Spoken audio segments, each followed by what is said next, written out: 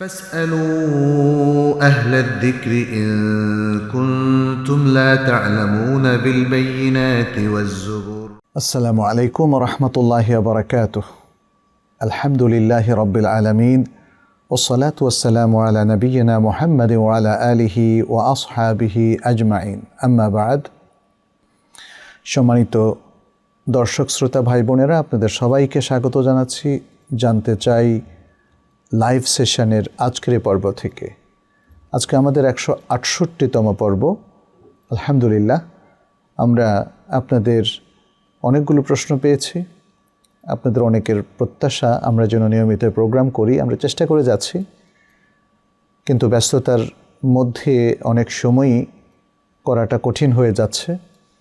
তারপরে আল্লাহর কাছে তৌফিক কামনা করছি তিনি যেন আমাদের জন্য সহজ করে দেন এবং আপনাদের প্রত্যাশা অনুযায়ী আমরা যেন নিয়মিত আপনাদের কাছে আসতে পারি এবং আপনাদের করা প্রশ্নগুলোর শরিয়া ভিত্তিক উত্তর দিতে পারি। ফাকুলু ওয়াবিল্লাহি তৌফিক। প্রথম প্রশ্নটি নিচ্ছি আমরা মোহাম্মদ তামিম থেকে।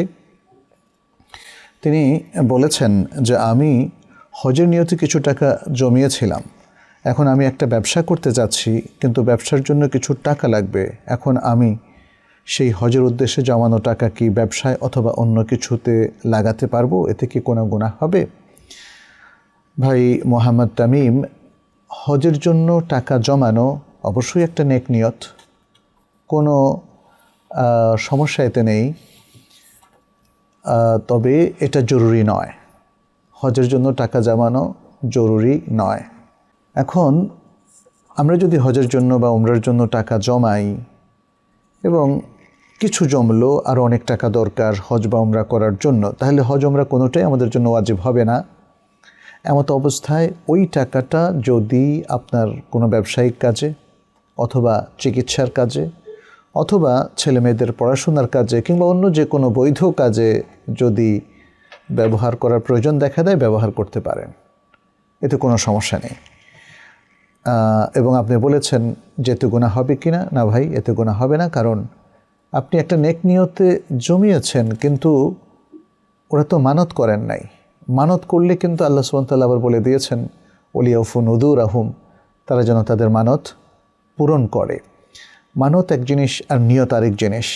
অতএব কেউ যদি কোনো নেক নিয়ত পোষণ করেন, পরবর্তীতে কোনো এক সময় সে নিয়ত তিনি পাল্টান, যদি সেখানে শরীয়তের কোনো অবজেকশন না থাকে কিংবা শরীয়ত লঙ্ঘন না থাকে, অবৈধ কোনো জিনিসের সাথে সম্পৃক্ততা না থাকে, তাহলে তার নিয়ত পরিবর্তনে কোনো সমস্যা নেই। আহসান হাবিব তিনি প্রশ্ন করেছেন, আমার আম্মুর বিয়ে হয়েছে 30 বছর, নানা মারা গেছেন, আম্মু তখন ছোট, নানি মারা গেছেন প্রায় 20 বছর। আমার আম্মুর বিয়ের সময় আব্বুর পাকা ঘর বাড়ি ছিল না, মামারা নিজ থেকেই 2টো পাকা ঘর করে দিয়েছিলেন, ইটের দেয়াল আর উপরে টিন। আম্মু একবার মামাদের কাছ থেকে 10,000 টাকা নিয়েছিলেন। মামারা আম্মুর জমি এখনও বুঝিয়ে দেয়নি। ওনারা বলেন বিয়ে দিয়েছে, বিয়ের সময় অনেক খরচ করেছি, তাতে জমি কেটে গেছে। এই 30 বছরে কখনো জমির লিজ ভাগে কোনো টাকাও দেননি মামারা। শরিয়া অনুযায়ী কি আসলে আমরা এই জমির অধিকার চাইতে পারবো না? অবশ্যই চাইতে পারবেন। মামারা এখানে জুলুম করেছেন, কারণ মামারা যখন আপনার মাকে টাকা দেন, ধার দেন, এটা তো পরিশোধযোগ্য একটা জিনিস। আর যদি দান করেন তাহলে সেটার সাথে মিরাসের কোনো সম্পর্ক নেই। বাবা যখন আপনার মাকে বিয়ে দেন, এখানে বলেছেন যে আপনার মায়ের বিয়ের আগে অবশ্য আপনার মায়ের বাবা মারা গেছেন, তার মানে আপনার মামারাই বিয়ে দিয়েছেন। যাই হোক, মামারা বিয়ে দিয়েছেন, এটা তো আমাদের কর্তব্য, কারণ আপনার মা আপনার মামাদের ছোট বোন বা বড় বোন যাই হন না কেন, অতএব তাকে পাত্রস্থ করা এটা তাদের কর্তব্যের মধ্যে পড়ে। তারপরেও ধরেই নিলাম তারা অনেক খরচ করেছেন, গয়নাগাটি কিংবা বিবাহ শাদীর আর অনেক খরচ আছে, সবটা করেছেন। এখন এইটা কিসের থেকে করেছেন? আপনার বাবা যখন, আপনার নানা যখন মারা যায়, তখন তার সম্পত্তি থেকে আপনার মায়ের অংশ কিন্তু আলাদা করে দেওয়ার কথা ছিল। যদি এমনটা হয় এবং তার প্রমাণ থাকে যে আপনার মাকে তার সম্পত্তি বুঝিয়ে দেওয়া হয়েছে এবং সেখান থেকে আপনার মামারা মায়ের বিবাহের খরচটা বেয়ার করেছে বা 10,000 টাকা যেটা আপনার মা নিয়েছেন সেখান থেকে দিয়েছেন, তাহলে সেটা আপনার মায়ের প্রাপ্ত মিরাস থেকে বাদ যাবে। কিন্তু এমনটা তো করেননি। যেটা বুঝতে পারলাম, আপনার মামারা আপনার মায়ের মিরাস কখনোই বুঝিয়ে দেননি। প্রথমে আপনার মামাদের উপর ফরজ হচ্ছে আপনার মায়ের মিরাসটা বুঝিয়ে দেওয়া, এবং আপনার মামারা যে সকল জমি জমা ঘর বাড়ি সম্পত্তি আপনার নানা থেকে ভোগ করে এসছেন, সেখানে অবশ্যই আপনার মায়ের মিরাস বা সম্পত্তি রয়েছে। আমাদের দেশে মেয়েরা মুখ ফুটে কিছু বলে না, আর একটা বিশ্রী কালচার হয়ে গেছে যে বোনদেরকে ভাইরা সম্পত্তি দিতে চায় না, বাবার ভালো ভালো সম্পত্তিগুলো তার ছেলে সন্তানেরা ভোগ দখল করে, এবং সেগুলোকে বাবার যে মেয়েরা অর্থাৎ নিজেদের যে বোনেরা আছে তাদেরকে তারা কোনো মতেই দিতে চায় না, দিলেও নিরস কিছু জমি দেয়। এটা অন্যায়, অন্যায় এবং অন্যায়। আমাদের মেয়েদের সচেতন হতে হবে, লজ্জা ভাঙতে হবে, এবং তারা তাদের ভাইদের কাছ থেকে তাদের যে অধিকার, বাবার সম্পত্তিতে অধিকার, সেটা তাদের চাইতে হবে। এবং যেই যুক্তিটা তোলা হচ্ছে সেই যুক্তিকে আমরা নিজেরাও আমি মনে করি সঠিক নয়, যে তাদের বিয়ে দিয়েছি, এখন মাঝে মাঝে এসে তো নানার মানে বাপের বাড়িতে এসে বেড়ায়, পিছনে তো কিছু খরচ হয়। আরে বেড়ানোটা তো মেহমান হিসাবে। বোন কি ভাইয়ের বাড়িতে বেড়াতে আসবে না? বাবার বাড়িতে বেড়াতে আসলে কি মিরাসের বদলে হয়ে যাবে সেটা? এটা কখনোই সঠিক নয়। এই যে স্টিগমাগুলো, কুসংস্কারগুলো আমাদের ভাঙতে হবে, এবং বোনদেরকে ভাইদের মতোই তাদের প্রাপ্য হিস্সা বুঝিয়ে দিতে হবে। আমি আশা করছি আমাদের ভাইয়েরা তারা সচেতন হবেন, বোনদের উপর জুলুম করবেন না, আর বোনদেরকে আশা করছি যে তারা সচেতন হবেন, নিজেদের ভাইদের থেকে তাদের প্রাপ্য পাওনা বাবার সম্পত্তিতে বুঝে নেবেন। তামজিদুল ইসলাম তিনি বলেছেন, আল্লাহ আমাকে আপনার মাধ্যমে বিপদ থেকে উদ্ধার করেছেন বা সাহায্য করেছেন, এ কথাটা কি বলা যাবে? সংক্ষেপে উত্তর দেব, এ কথাটা বলা যাবে। কেন? কারণ এখানে আল্লাহর কাজটা তার দিকে নিসবত করা হয়েছে, আর বান্দাকে সবব বা উপকরণ হিসাবে উল্লেখ করা হয়েছে। বান্দা তো সবব বা উপকরণ, আর এটাও নির্ধারণ করেছেন আল্লাহ। অতএব কোনো ইনফরমেশন এখানে ভুল নেই। আল্লাহ আমাকে বিপদ থেকে উদ্ধার করেছেন বা সাহায্য করেছেন, এটা সত্য। আনকাদানি আল্লাহ ওয়া নাসারানি আল্লাহ। আর যেটা বলছেন আপনার মাধ্যমে, আয় বেসাবাবিকা, আপনার মাধ্যমে, আয় জাআলাল্লাহু ইয়াকা সাবাবান লিনুসরাতি ওয়া সাবাবান লিনাজাতি। হ্যাঁ, আমাকে উদ্ধার করার জন্য এবং আমাকে সাহায্য করার জন্য আল্লাহ আপনাকে সবব বা উপকরণ বানিয়েছেন, এটা সত্য কথা। অতএব এখানে এটা বলাটা জায়েজ আছে। এখানে আমরা শেখ সালেহ বিন উসাইমিন এর একটা বড় কথোপকথন থেকেও দলিলটা পাই, যদিও দলিলটা তো এখানে স্পষ্ট। আল্লাহর দিকেই তার আফআল এবং সিফাতকে, তার কুদরতকে নিসবত করার যে বিষয়টা, সেটা এখানে সাব্যস্ত হয়েছে। অতএব কোনো ভুল নেই। কিন্তু আমরা শেখ সালেহ বিন উসাইমিনের ফতোয়ার মধ্যে বা তার আলোচনার মধ্যে দেখি তিনি কি বলেছেন।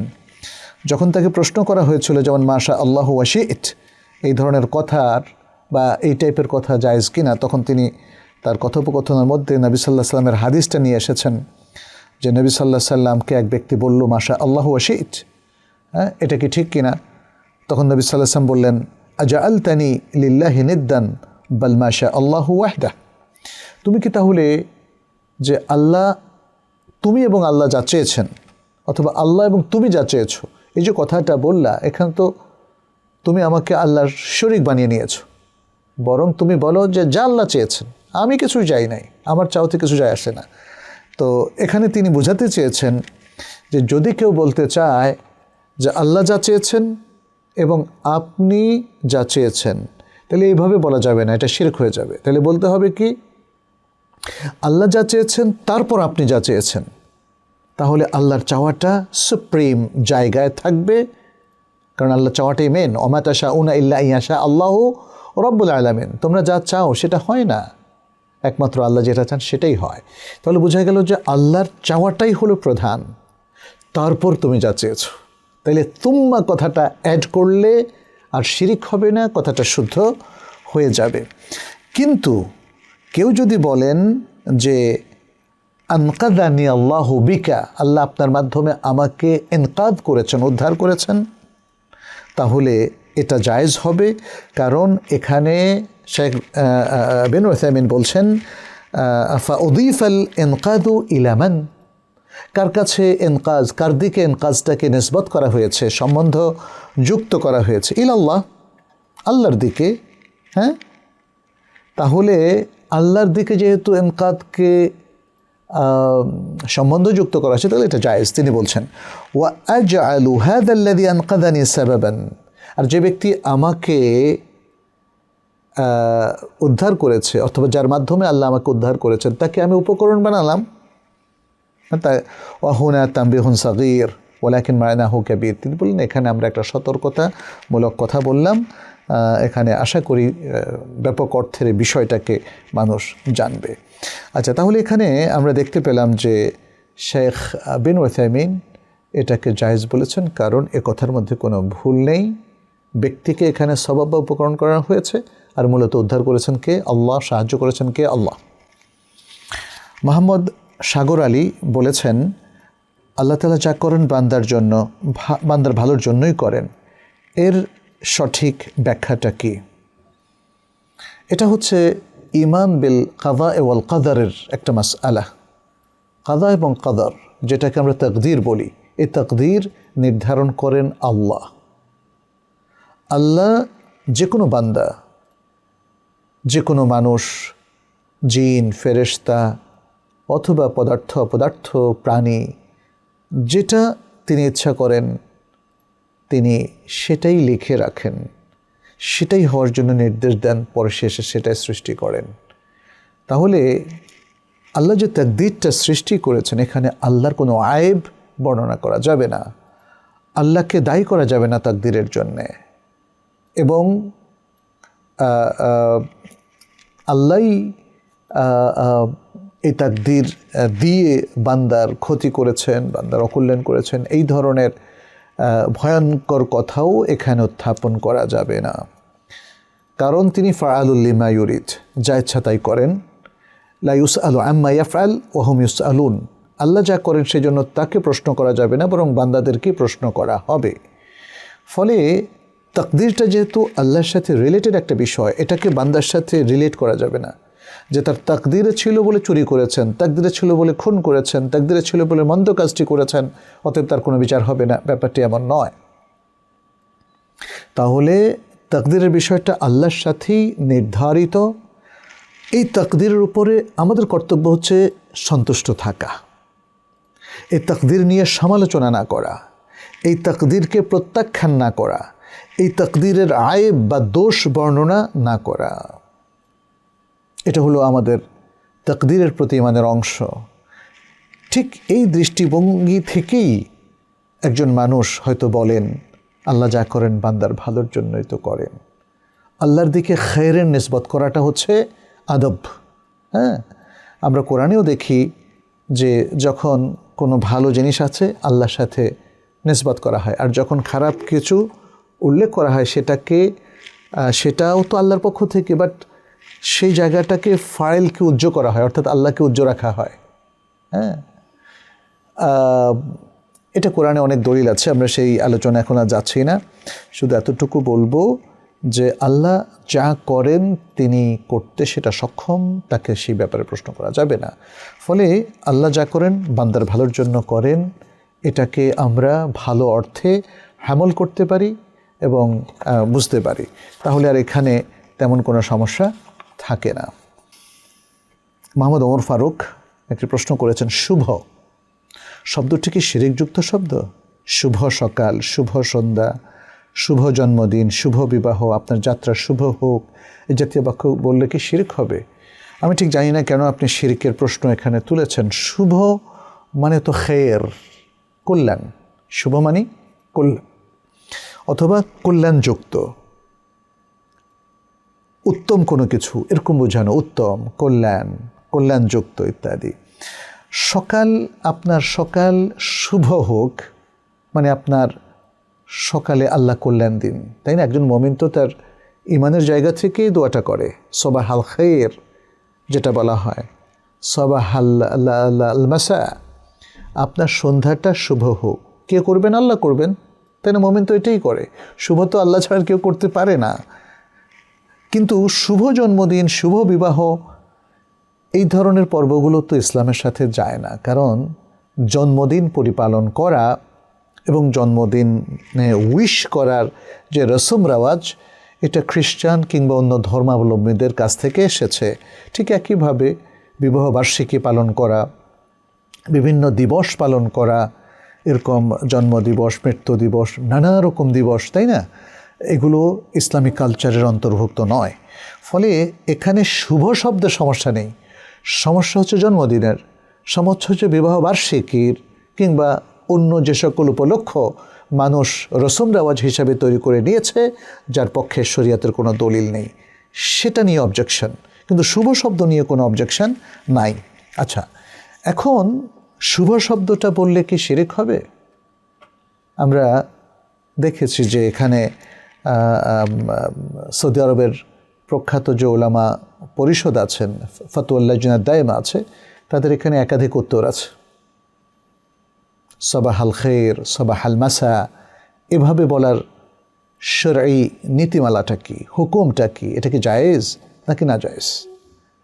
তাহলে এখানে আমরা যেমন দেখতে পাচ্ছি, লাজনা দায়েমা বা স্থায়ী ফতোয়া কমিটিকে জিজ্ঞেস করা হয়েছিল সৌদি আরবের যে ইনদানা ফি মাসর আদাতুন ফি সবাহ আন নুহাইয়্যা নাকুল সবাহাল খাইর ইয়া ফুলান। আমাদের এখানে মিশরে ভোরবেলায় মানুষকে স্বাগত জানানোর একটা বিধান আছে। কি বলি আমরা? আমরা বলি সবাহাল খাইর ইয়া ফুলান, হে অমুক ব্যক্তি, আপনার সকাল বা প্রভাত শুভ হোক। মা হুকমু হাযিহি তাহিয়্যা ফিল ইসলাম, ইসলামে এই ধরনের তাহিয়ার বিধানটা কি জিজ্ঞেস করা হয়েছিল। তখন এই পুরো কমিটি, যে কমিটির মধ্যে শেখ আব্দুল আজিজ বিন আবদুল্লাহ বিন বাজ ছিলেন, আব্দুর রাজাক আফিফি ছিলেন, আবদুল্লাহ বিন গোদাইয়ান ছিলেন, এই তিনজনের কমিটি উত্তর দিয়েছিল যে ইসলামের তাহিয়া বা অভিবাদন হচ্ছে আসসালামু আলাইকুম বলা। কেউ যদি এর সাথে ওয়া রাহমাতুল্লাহি ওয়া বারাকাতুহু যোগ করে ফাহুয়া আফদল, এটা উত্তম।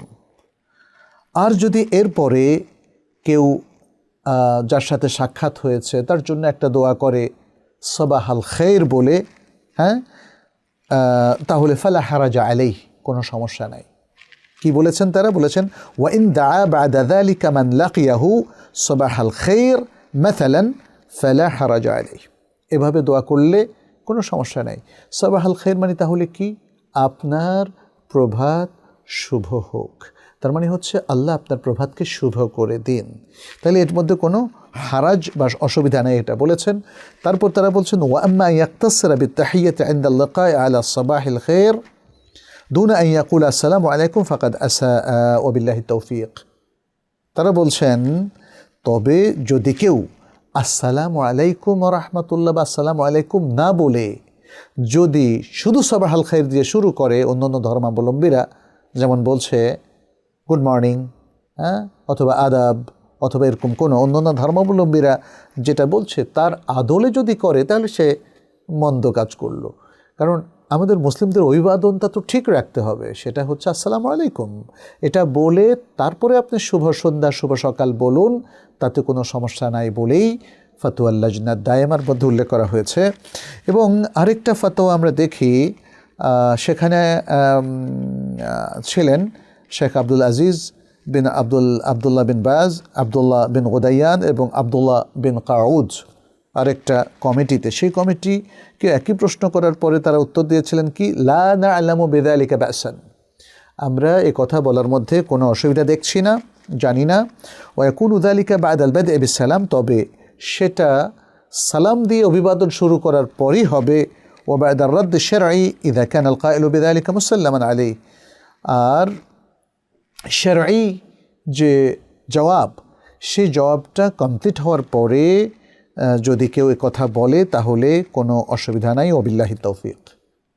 তাহলে প্রিয় দর্শক, আমরা বুঝতে পারলাম যে শুভ শব্দটাকে শিরকযুক্ত শব্দ বলাটা ঠিক নয়, বাংলা শব্দ, ইভেন সংস্কৃত সব শব্দ তো আর শিরিকযুক্ত নয়। অতএব আমাদেরকে সতর্ক হতে হবে, যে কোনো জিনিসকে শিরিকের সাথে সম্পৃক্ত করা যাবে না। শামীমুল সোহান বলেছেন, কিভাবে একজন প্রকৃত মোমেন ইমানদার তাকওয়াবান হতে পারবে? খুব বড় একটা লেকচারের টপিক এখানে আপনি উল্লেখ করলেন, যেন আমি সেই লেকচারটা আপনাদেরকে জানতে চাই, লাইভ সেশনে দেই। এখন এত বড় আলোচনা তো এখানে করা যাবে না, এটা অনেক বড় আলোচনা। তবে একজন প্রকৃত মোমেন, তার বৈশিষ্ট্যই হচ্ছে তাকওয়ার উপর চলা। একজন মোমেন সে তো ইমানদার হবে, তাই না? ইমানদার না থাকলেও তার সে মোমেন হলো না। মোমেন মানে বিলিভার, ইমানদার। অতএব মোমেন আর ইমানদার এটা সিনোনিম, একই শব্দ, একই অর্থ। কথা হচ্ছে ইমানদার তাকওয়া কী করে অর্জন করতে পারবে? তাকওয়ার সংজ্ঞাটা সামনে রাখলেই আমরা সহজে বুঝতে পারবো কিভাবে একজন মোমেন মুত্তাকি হতে পারে। তাকওয়ার যে সংজ্ঞাটা তালক ইবনে হাবিব দিয়েছিলেন, সেটা হচ্ছে আন তা'মালা আলা নূরিম মিনাল্লাহ তারজু থাওয়াব আল্লাহ ওয়া আন তাজতানিবা মাআসি আল্লাহি আলা নূরিম মিনাল্লাহ তাখাফু ইকাব আল্লাহ। মানে এই কাছাকাছি আরবি, অর্থাৎ তুমি আমলে সালেহ করবা আল্লাহর নূরের আলোকে, ওহির আলোকে, এলেমের আলোকে, হ্যাঁ, তারজু থাওয়াব আল্লাহ, আল্লাহর কাছে সওয়াবের আশায়। তো এই তিনটা জিনিস থাকতে হবে। যে কোনো ভালো আমল ওহির আলোকে হতে হবে, আমলটা নিজের ইচ্ছা মতো আন্দাজ করলে হবে না। আর আরেকটা হলো আল্লাহর কাছে সওয়াবের আশা থাকতে হবে। সওয়াবের আশা না থাকলে কিন্তু সওয়াবও হবে না, তাকওয়া হবে না। এটা হলো তাকওয়ার ফার্স্ট পার্ট। সেকেন্ড পার্টটা হচ্ছে আন তাজতানিবা মাআসি আল্লাহ, আল্লাহর নাফরমানিকে বর্জন করতে হবে। তাখাফু ইকাব আল্লাহ, এবং আল্লাহর যে ইকাব, যদি নাফরমানি করে ফেলি আল্লাহ যে শাস্তি দেবেন সেটাকে ভয় করতে হবে। আলা নূরিম মিনাল্লাহ, এটাও নির্ধারিত হবে ওহির আলোকে। ওহি যেটাকে খারাপ বলছে সেটাই খারাপ, ওহি যেটাকে হারাম বলছে সেটাই হারাম। অতএব এই ধরনের খারাপ এবং হারাম কাজগুলোকে বর্জন করতে হবে আল্লাহর শাস্তি থেকে রক্ষা পাওয়ার জন্যে। এটা হলো তাকওয়া। আমার প্রিয় ভাইদেরকে বলবো, শামীমুল সোহান আপনাকেও বলছে, তাকওয়ার এ হচ্ছে মূল ফোকাস, সংজ্ঞা, ডেফিনেশন। অতএব সেই সংজ্ঞাটা অর্জন করুন, তার উপর ভিত্তি করে আমল করুন। আপনি জীবনের সব কাজকে আমল সালে বানিয়ে নিন। নূর, আল্লাহর নূরের আলোকে, অর্থাৎ ওহির আলোকে যদি জীবনের সব কাজ করেন, তাহলে আপনার জীবনের সব কাজ, কোনো কাজই বাদ থাকবে না, সব আমালে সালে হয়ে যাবে। আর প্রত্যেকটা কাজের পিছনে আপনি আল্লাহর কাছে রিওয়ার্ড, রিমুনারেশন, সওয়াব আশা করবেন। তাহলে আপনার জীবনের সব কাজ ইবাদত হয়ে যাবে, আমালে সালে হয়ে যাবে। এটা ইসলামের ফর্মুলা। আর দ্বিতীয় হচ্ছে, আল্লাহ যত কাজ নিষিদ্ধ করেছেন, হারাম করেছেন, যত কাজ তিনি অপছন্দ করেছেন, রাসূল সাল্লাল্লাহু আলাইহি ওয়াসাল্লাম নিষেধ করেছে, হারাম করেছে, সবগুলোকে সর্বতোভাবে বর্জন করবেন। তাহলে তাকওয়ার আলা দরজায় আপনি পৌঁছে যাবেন। আল্লাহ যেন আপনাকে, আমাকে, আমাদের সবাইকে মুত্তাকি হওয়ার তৌফিক দান করেন, আমিন।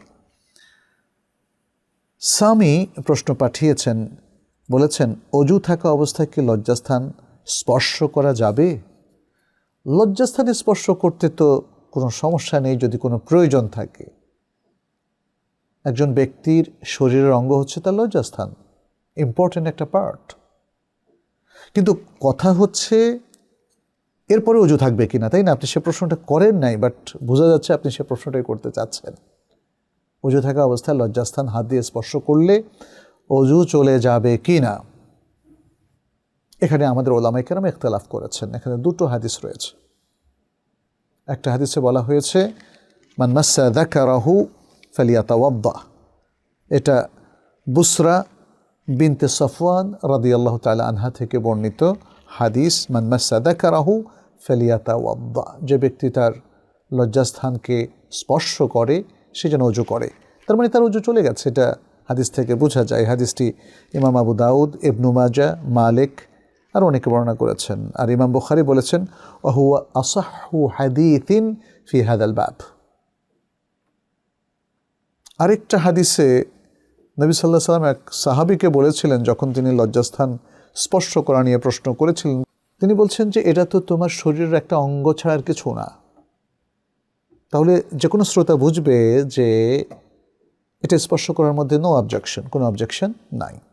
এখানে তাহলে যে দুটো মত আমি পেলাম, এই হাদিসটার লোকে বলছেন অজু চলে যাবে, আর ভিন্ন হাদিসটার লোকে ওলামায়ে কেরাম উল্লেখ করেছেন, যেমন ওলামা উল আহনাফ তারা উল্লেখ করেছেন যে অজু যাবে না। কোন হাদিসটির উপর তাহলে আমল হবে? এখানে আমরা দেখি যে তাহলে মানে তিনটা অভিমত তৈরি হয়েছে। একটা হলো অজু চলে যাবে, এটা জমহুর ওলামায়ে কেরামের অভিমত। জমহুর ওলামায়ে কেরামের অভিমত। ইমাম বুখারীও আমরা দেখতে পাচ্ছি সেদিকেই একটু মাইল।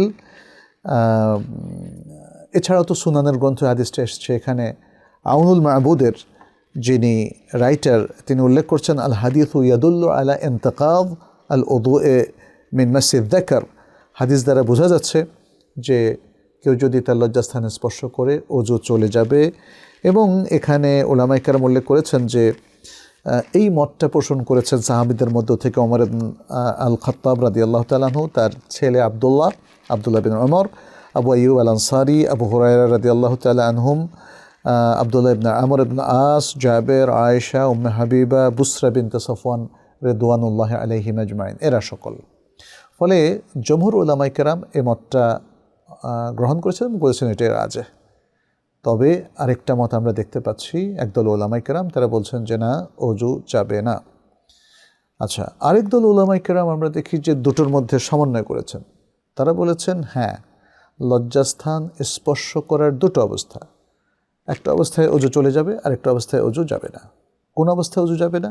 যখন কেউ ইচ্ছাকৃত বা অনিচ্ছাকৃতভাবে সামান্য স্পর্শ করার কারণে তিনি কোনো এক্সাইটেড ফিল করেন নাই, তার শরীরে কোনো পরিবর্তন আসে নাই, তখন তার অজু যাবে না। আর যখন তিনি স্পর্শ করার সাথে সাথে উত্তেজিত হবেন, এবং উত্তেজিত হওয়ার সাথে সাথে আমরা জানি শরীর থেকে বা লজ্জাস্থান থেকে অনেক সময় মাদি বের হতে পারে। মাদি হচ্ছে উত্তেজনার রস।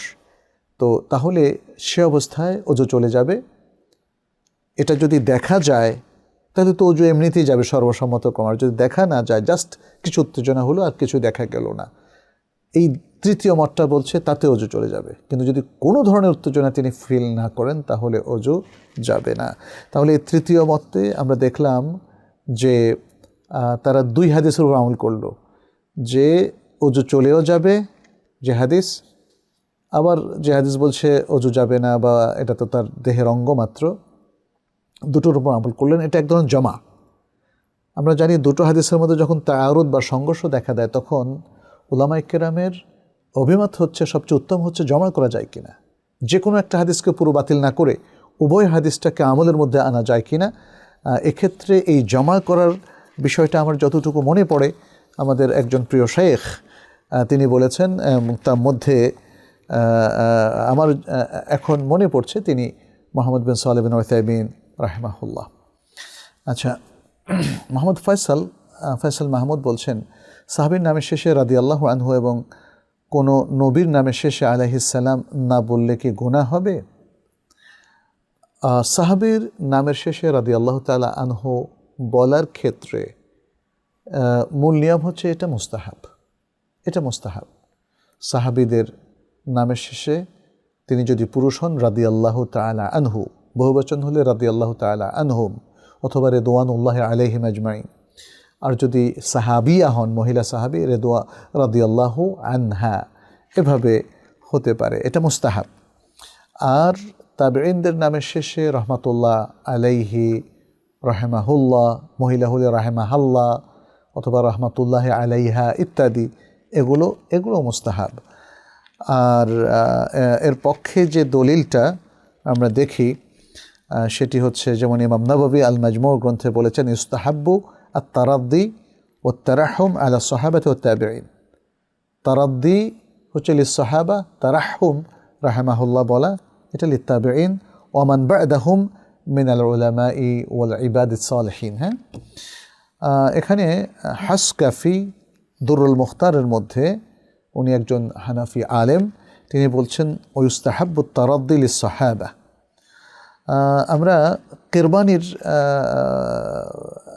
গ্রন্থেও দেখি, শারহুল মুকাদ্দিমা গ্রন্থে কেরমানি সে কথাই বলেছেন, ওয়াত্তারাহহুম লিত্তাবিঈন ওয়া মান বা'দাহুম মিনাল উলামা'i ওয়াল ইবাদি ওয়া সাইরিল আখিয়ার ওয়া কাযা ইয়াজুজু আকসু জায়েজ। তারা বলছেন তারাহহুম এটা পরবর্তী উলামায়ে কেরামের জন্য, তারাদ্দিও কোনো ব্যক্তি বলেছেন পরবর্তী উলামায়ে কেরামের জন্য না জায়েজ নয়, আর বলে ফেললে কোনো ভুল হবে না, এটা তারা বলেছেন।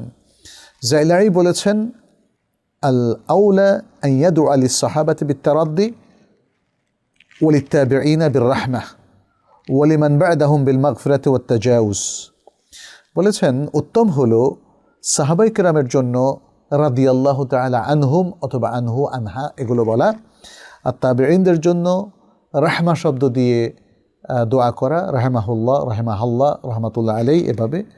আর এরপরের ওলামায়ে কেরামের জন্য বা ভালো লোকদের জন্য গাফারাল্লাহু লাহু, তারপরে তাজাউজাল্লাহু আনহু ইত্যাদি, অর্থাৎ আল্লাহ তাকে ক্ষমা করুন, এই ধরনের বলা।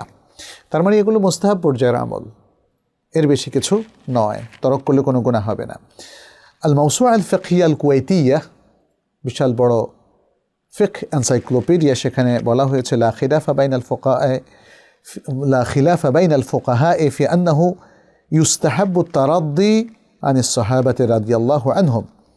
সাহাবায়ে কিরাম রাদিয়াল্লাহু আলাইহিম আজমাইন তাদের পক্ষ থেকে তারাদ্দিটা একটা মুস্তাহাব, অর্থাৎ রাদিয়াল্লাহু বলাটা এটা মুস্তাহাব। লিআন্নাহুম কানু ইউবালিগুনা ফি তালাবির রিদা মিন আল্লাহ সুবহানাহু ওয়া তাআলা, কারণ তারা আল্লাহর সন্তুষ্টি লাভের জন্য অনেক বড় ধরনের পরিশ্রম করতেন, চেষ্টা করতেন। ওয়াজতাহিদুনা ফি ফি'লি মা ইউরদিহি, এবং আল্লাহকে সন্তুষ্ট করে এমন কাজ করতে তারা খুব সংগ্রাম করতেন, ইজতিহাদ করতেন। ওয়ারদাউনা বিমা ইয়ালহাকুহু মিনাল ইবতিলা'i মিন ইনদিহি আশাদ্দার রিদা, এবং আল্লাহর পক্ষ থেকে যত বালা মুসিবত এসেছে সাহাবায়ে কেরাম সেগুলোকে অম্লান বদনে সেগুলোকে তারা সন্তুষ্ট চিত্তে গ্রহণ করেছিলেন। ফাহাউলাই আহাক্কু বির-রিদা, অতএব এই সাহাবায়ে কেরাম তাদের তারাদ্দি অর্থাৎ রাদিয়াল্লাহু আনহুম বলাটা তাদের জন্য অধিক উপযোগী। তাহলে এখানেও আমরা বুঝতে পারছি এটা ওয়াজিব নয়, এটা মুস্তাহাব পর্যায়ের একটা আমল। ফলে কেউ যদি সাহাবীর নামের শেষে রাদিয়াল্লাহু আনহু না বলে তাতে তার কোনো পাপ হবে না। দ্বিতীয় হচ্ছে নবী সাল্লাল্লাহু আলাইহি সাল্লামের নামের শেষে অথবা অন্য কোনো নবীর নামের শেষে আলাইহিমুস সালাম না বললে পাপ হবে কি না। এখানে ওলামায়ে কেরাম বলেছেন এক্ষেত্রেও নবী সাল্লাল্লাহু আলাইহি ওয়াসাল্লামের উপর এটা একটা দোয়া, এবং হাদিস থেকে জানা যায় যে এটা ওয়াজিব। আমি দীর্ঘ আলোচনার যাচ্ছি না, যেহেতু আসলে একটু সংক্ষেপ করা প্রয়োজন। হাদিস থেকে জানা যায় আমাদের নবী সাল্লাল্লাহু আলাইহি ওয়াসাল্লামের উপর সালাত সালাম পেশ করাটা যখনই তার নাম উল্লেখ করা হয় এটা ওয়াজিব, এটা ওয়াজিব। আচ্ছা, এখন অন্য নবীদের ক্ষেত্রে এটা ওয়াজিব কিনা সেটার কোনো দলিল আমরা পাচ্ছি না। তবে অন্য নবীদের সাথে আলাইহিমুসসালাতু ওয়াসসালাম অথবা সালাওয়াতুল্লাহি ওয়া সালামুহু আলাইহিম এটা বলাটা যে জায়েজ রাজেহ সেটা আমরা দলিল থেকে পাই। দলিলটা কি? দলিল হলো আব্দুর রাজ্জাক তার মুসান্নাফ গ্রন্থে এবং আল বাইহাকি শুআবুল ঈমান গ্রন্থে উল্লেখ করেছেন। এছাড়া আর অনেক উল্লেখ করেছেন আবু হুরায়রা রাদিয়াল্লাহু তাআলা আনহুর হাদিস, এবং খতিব আল বাগদাদি আনাস রাদিয়াল্লাহু তাআলা আনহু থেকে বর্ণনা করছেন একটা হাদিস, দুজন সাহাবী থেকে পাচ্ছি আমরা। নবী সাল্লাল্লাহু আলাইহি ওয়াসাল্লাম বলেছেন সাল্লু আলা আম্বিয়া ইল্লাহি ওয়া রাসূলিহি, তোমরা আল্লাহর নবীগণ এবং তার রাসূলগণের উপরে সালাত প্রেরণ করো। ফাইন্নাল্লাহা বাআসাহুম কামা বাআসানি, আল্লাহ তাআলা তাদেরকে নবী আম্বিয়া হিসাবে প্রেরণ করেছেন যেভাবে আমাকে রিসালাত দিয়ে প্রেরণ করেছেন। আচ্ছা, আর এই হাদিসটা সাহাহাহু আল আলবানী রাহিমাহুল্লাহ ফি সিলসিলা সাহিহা ওয়া হাসানাহু ফি সাহিহ আল জামি'। সিলসিলা সাহিহার মধ্যে শেখ আলবানী এটাকে সহিহ বলেছেন, আর সাহিহ আল জামি'র মধ্যে এটাকে হাসান বলেছেন। অতএব আমরা অন্যান্য নবীদের সাথে আলাইহিমুসসালাতু ওয়াসসালাম এটা বলতে কোনো অসুবিধা নেই, অথবা সালাওয়াতুল্লাহ সালামুহু আলাইহিম এটা বলা যাবে, কিন্তু এটা বলা ওয়াজিব এমন কোনো দলিল কিন্তু আমরা পাচ্ছি না। যদিও নবী সাল্লাল্লাহু আলাইহি সাল্লাম সল্লু শব্দ বলে নির্দেশ করেছেন, সল্লু শব্দ বলে নির্দেশ করেছেন। এখন এই দলিলটাকে যদি আমরা নির্দেশ হিসাবে গ্রহণ করি, এবং এখানে আল আমরু লিল উজুব আমর ওয়াজিবের জন্য আসে, তাহলে এই বিবেচনায় অন্যান্য নবী আম্বিয়াদের উপরও সালাত সালাম পেশ করাটা ওয়াজিব হয়ে যায়। ওলামায়ে কেরামের এগুলো নিয়ে অনেক ইখতিলাফ আছে, বিভিন্ন দলিল আছে, বিভিন্ন প্রসঙ্গ আছে। আমরা এতটুকু বলবো যে আমাদের নবী সাল্লাল্লাহু আলাইহি ওয়াসাল্লামের উপর সালাত সালাম পেশ করাটা ওয়াজিব। আর অন্যদের ব্যাপারে আমরা সর্বাত্মক চেষ্টা করব বলতে, না বললে কেউ যদি ভুলে যান তার পাপ হয়ে গেছে, তিনি ওয়াজিব লঙ্ঘন করেছেন, এই ধরনের ব্লেম না দিয়ে আমরা শুধু সুন্দর নাসিহা করব যে যেহেতু নবী সাল্লাল্লাহু আলাইহি ওয়াসাল্লাম নির্দেশ দিয়েছেন, আসুন আমরা সবসময় যে কোনো নবী রাসূলের উল্লেখের পরে সালাত সালাম যেন পেশ করি। আচ্ছা, ফয়সাল মাহমুদ তিনি দ্বিতীয় প্রশ্নটা করেছেন, এমন কোনো জিনিস আছে কি না যেগুলো পায়ে লাগলে সালাম করতে হয়, থাকলে কোন কোন জিনিস? পায়ে লাগলে কেন সালাম করবেন, এটা তো বোধগম্য নয়। প্রিয় ভাই, আমাদের অনেকেই আমার পা তার পায়ের সাথে লেগে গেলে আমরা সালাম করি, অথবা জুতা লেগে গেলে, অথবা আসলে আমি ঠিক জানি না কিসের ভিত্তিতে সালামটার প্রচলন হলো। আমরা তো দুঃখবোধ করা উচিত যদি অনিচ্ছা সত্ত্বে কারো গায়ে আমার হাত লেগে যায়, পা লেগে যায়, বা আমার জুতা লেগে যায়, বা এমন কিছু লেগে যায় যাতে আমি লজ্জিত হই, তাহলে তো আমি সরি বললেই যথেষ্ট। ভাই, আমি বুঝতে পারিনি, আমি দুঃখিত আপনাকে কষ্ট দেওয়ার জন্যে, আপনাকে আপনার গায়ে স্পর্শ লাগার জন্য আমি দুঃখিত, এতটুকু বললেই যথেষ্ট। আফওয়ান বলতে পারেন, আমাকে ক্ষমা করুন, আমাকে ক্ষমা করুন। কিন্তু সালাম কেন দিবেন? সালাম দেওয়ার কোনো রেওয়াজ ইসলামে এক্ষেত্রে নাই। শহীদুল ইসলাম আরেকটা প্রশ্ন করেছেন, বলেছেন নামাজের মুকাব্বির মুসল্লি না হলে তার ইক্তেদা করলে নামাজ হবে কি? নামাজের মুকাব্বির মুসল্লি না হলে তার ইক্তেদা কেমনে করবেন? নামাজের বাইরের লোকের ইক্তেদা তো আপনি করতে পারবেন না। নামাজের ইমামের ইক্তেদা করবেন আপনি মুকাব্বিরের ইক্তেদাও করবেন না। কিন্তু মুকাব্বির আসলে ইমামের ভয়েসটাকে পেছনে পৌঁছায় দিচ্ছে, ফলে ইভেন জামাতের সালাতে যে মুকাব্বির নির্ধারণ করা হয়, যেখানে হয়তো মাইক নাই, সেখানে মুকাব্বিরকে আমরা কিন্তু ইক্তেদা করছি না, আমরা মুকাব্বির আওয়াজটা ফলো করছি, বিকজ মুকাব্বির ইমামকে সাথে সাথে ফলো করেন। তাহলে মূলত আমরা মুকাব্বির নয়, মুকাব্বিরের মাধ্যমে ইমামকে ফলো করছি। অতএব ফোকাস কিন্তু উল্টো দিকে নিয়ে গেলে হবে না, ফোকাস ঠিক রাখতে হবে। আল্লাহ রাসূল সাল্লাল্লাহু আলাইহি ওয়াসাল্লাম বলেছেন, ইন্নামা জুইলাল ইমামু লিয়ুক্তাদা বিহি। আমরা ইমামের ইক্তেদা করার জন্যই ইমামকে নির্ধারণ করা হয়েছে, মুকাব্বিরের কোনো ইক্তেদা এখানে হচ্ছে না। অতএব বিষয়টা আমাদের মনে রাখতে হবে। হাবিবা ইসলাম বলেছেন, সরকারি চাকরি করার ক্ষেত্রে সাধারণ ভবিষ্যৎ তহবিলে যে টাকা বাধ্যতামূলক জমা হয় এবং সেখান থেকে যে ইন্টারেস্টটা আসে সেটাকে সুদ হিসাবে ধরা হয়, সেটা নিলে কি পাপ হবে? সেটা অবশ্যই সুদ হিসাবেই ধরা হবে, কারণ কর্তৃপক্ষ যদি বলা হয় এটা ইন্টারেস্ট, তাহলে সেটা ইন্টারেস্টই তো। এবং প্রক্রিয়াও দেখতে হবে। এখন কর্তৃপক্ষ যদি ইন্টারেস্ট না বলে প্রফিট বলে, আমরা দেখব যে এটা কোন প্রক্রিয়ায় আমাদেরকে দেয়া হয়েছে। যদি এটা প্রতি মাসে অথবা প্রতি বছর 13.5%, 12%, 15% ইত্যাদি আকারে আমাদেরকে প্রফিটটা দেওয়া হয়, তাহলে এটা সুদ। কারণ প্রভিডেন্ট ফান্ডে কী হয়, আপনার টাকা থেকে 10% বা 15% বা 20% কেটে রাখা হয়, তারপরে তার উপরে একটা প্রফিট দেওয়া হয় 12, 13, 14, 15% প্রতিষ্ঠান যেটা নির্ধারণ করে তার ভিত্তিতে। টাকার উপরে যখন কোনো প্রফিট চার্জ করা হয় সেটা হলো সুদ। অতএব এটাকে আপনি প্রফিট হিসাবে গণ্য করলে হবে না, এটা সুদ হবে, এবং এটা আপনি কনজিউম করলে অবশ্যই পাপ হবে। এখন যদি আপনার প্রভিডেন্ট ফান্ডের সাথে কিছু সুদ সংযুক্ত করে দেওয়া হয়, তাহলে আপনি সেটা তুলবেন, নেবেন। এটা অনেকটা আপনার ব্যাংক অ্যাকাউন্টের মতো, যেখানে আপনার ইচ্ছার বিরুদ্ধে সুদ জমা হয়ে গেছে। কী করবেন আপনি? আপনি সুদটা তুলে হারাম মাল ব্যয়ের যে খাত আছে সেই খাতে আপনি ব্যয় করবেন, অর্থাৎ সওয়াবের নিয়ত ছাড়া জনকল্যাণে ব্যয় করবেন। আচ্ছা, হাবিবুর শেখ তিনি বলেছেন, সম্মানিত শেখ, তিনি নিজেও একজন শেখ, মাশাআল্লাহ, তিনি বলেছেন, সম্মানিত শেখ, আমাদের এখানে মসজিদ থেকে বিবাহ পড়ানোর জন্য টাকা নেওয়া হয়, এই টাকা নেওয়া কতটুকু শরিয়া সম্মত? বিবাহ পড়ানোর জন্য যেসব টাকা নেওয়া হয় সে টাকা মসজিদের ফান্ডে রাখা হয়, সে টাকা ইমাম মুয়াজ্জিন বা ইমামের সঙ্গে যে বিবাহ পড়াতে যায় সেও কিছু টাকা নেয়। এটা কতটুকু সঠিক? এখানে আপনার প্রশ্নটার বেশ কয়েকটা দিক আছে। মসজিদ যেহেতু ইউজ করা হলো বিবাহের জন্য, এই জন্য মসজিদ কিছু টাকা নেয়। আরেকটা হলো যে কাজী সাহেব আসলেন, এটাকে বলা হয় আল মা'দুন আশ-শারঈ। আরবিতে বলা হয় কাজী, না বাংলাতে কেন যে কাজী বলেছে, কাজী তো বিচারক, আসলে উনি কাজী নন, উনি হচ্ছেন আল মা'দুন আশ-শারঈ, যাকে নিকাহ রেজিস্টার বলা হয়।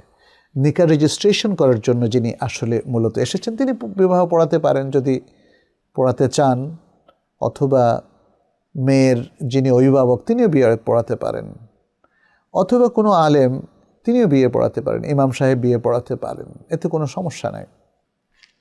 তো এখন কথা হচ্ছে মসজিদ টাকা নেয়, ইমাম মুয়াজ্জিন টাকা নেয়, মা'জুন শারঈ টাকা নেয়। মা'জুন শারঈ যাকে আমরা নিকাহ রেজিস্টার বলছি, তিনিও টাকা নেন।